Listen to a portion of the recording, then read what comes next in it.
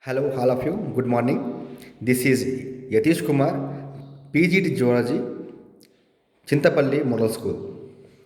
Today, our topic is coagulation of blood.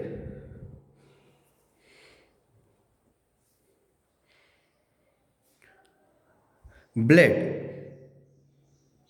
is a fluid connective tissue. Blood is a fluid connective tissue. Blood contains a liquid called plasma and cells. For our topic, the coagulation of the blood, also called blood clotting. For our topic, the cells present in the blood is required platelets. So platelets are the cells present in the blood responsible for coagulation of the blood. The coagulation of the blood is also called clotting of the blood or blood clotting. You know very well that blood in our body flows within the tubes. This system is called closed circulation. Closed circulation. So, in the closed circulation system, the tubes are of two types: arteries and veins.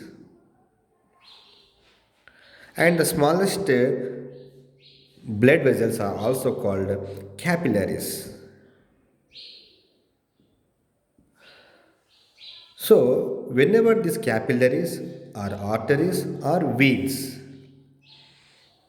injured or cut, whenever there is a cut or injury in arteries, veins, or capillaries, blood comes outside, oozing takes place. That means bleeding takes place. As usually in the normal individual, 3 to 6 minutes is enough to take a coagulation of blood, or blood clotting takes place within the 3 to 6 minutes of time.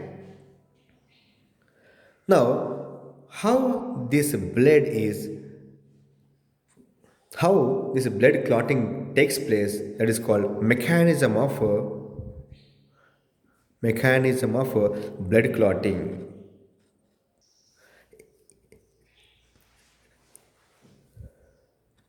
In the coagulation of blood, in the mechanism, the first point is the blood platelets. The blood platelets, whenever they are oozing outside, coming outside, immediately these blood platelets produces an enzyme that is called thrombokinase. Thrombokinase is most important enzyme from blood platelets. This second point, in the blood, another protein that is called prothrombin. Prothrombin is present. This prothrombin is converted into thrombin by the action of thrombokinase.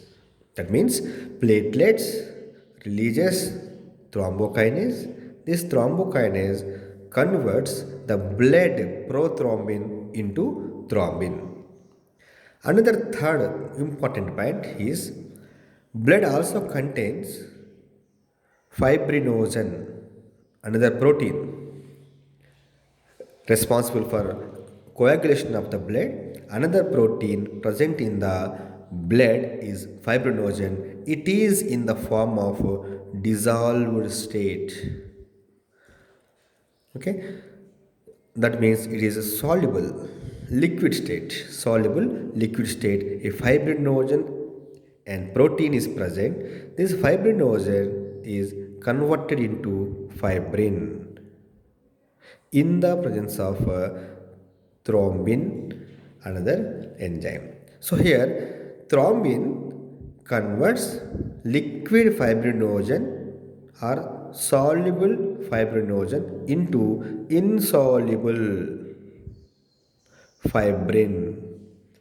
Means fibrin is in the form of threads.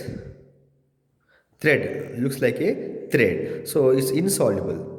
So soluble fibrinogen converted into fibrin. Suppose this is an injury, and blood is coming from this injury, also called wound. This is the edge, this is the gap, the blood capillary or blood vessel injury from this side. The fibrin insoluble, it looks like a thread like structure. These threads joining to the both the ends of the cut or injury or wound. So these fibers are fibrin fibers. They make a zigzag, a network like structure in the place of wound, and pulls the both the ends pulls both the ends nearer and make a clot. So this is called blood clot, nothing but coagulation of the blood. So here in the mechanism, what is happening? The important cells in the blood for the coagulation of the blood is called platelets. They release thrombokinase. Thrombokinase converts prothrombin, a blood protein, into thrombin. This thrombin converts soluble or dissolved fibrinogen into insoluble thread-like structure fibrin fibers. These fibrin fibers attaches to the both the injury edges and pulls nearer and make the threads zigzag and make a network like structure. That is we are calling as blood clotting. This total mechanism of coagulation of the blood takes place within the 3 to 6 minutes. For this coagulation of the blood, we require another vitamin,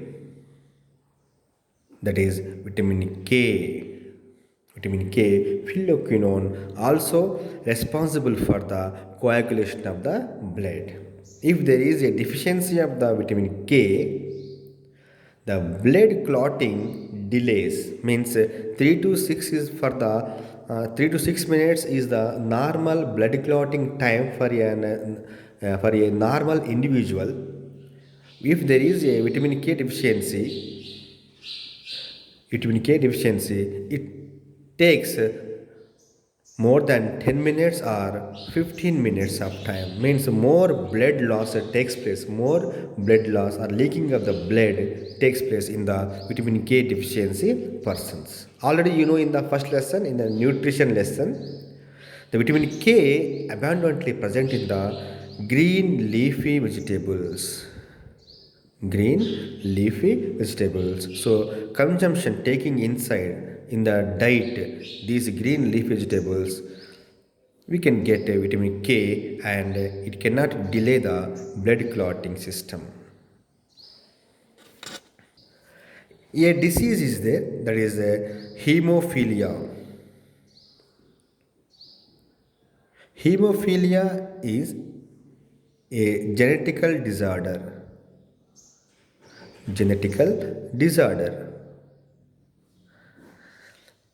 In these persons, hemophilic persons, blood clotting cannot take place.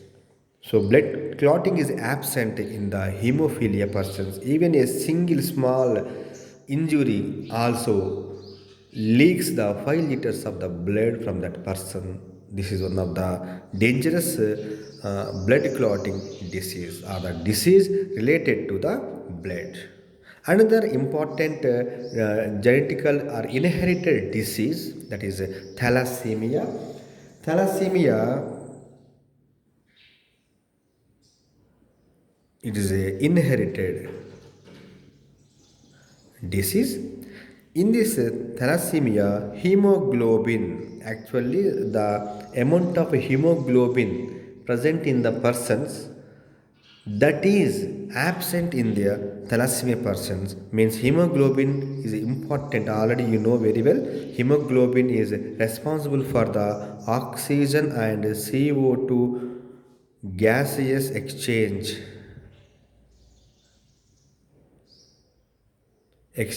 So in the thalassemia persons, the amount of hemoglobin is very much low. That's why the oxygen carrying capacity of the blood is very much less. That's why these thalassemia persons, they can always receive the blood from the other donors. And the permanent solution for the thalassemia is the bone marrow transplantation. Bone marrow transplantation is one of the advanced treatment for the thalassemia, where the hemoglobin percentage is very much low in the thalassemic persons. Okay, we are stopping here. Thanks for watching.